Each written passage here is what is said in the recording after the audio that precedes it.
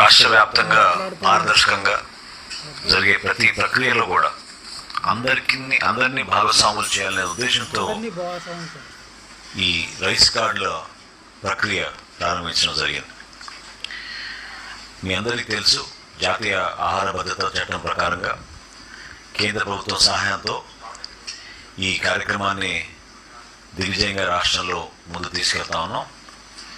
కేంద్ర ప్రభుత్వం 60% రైస్ కార్డులకి సహాయం అందిస్తుంటే రాష్ట్ర ప్రభుత్వం 40% పౌరులకి ఈ శాఖ ద్వారా మేము అందించగలుగుతున్నాం. ఎప్పుడైతే కొత్త రైస్ కార్డ్స్లో మార్పులు చేర్పులు,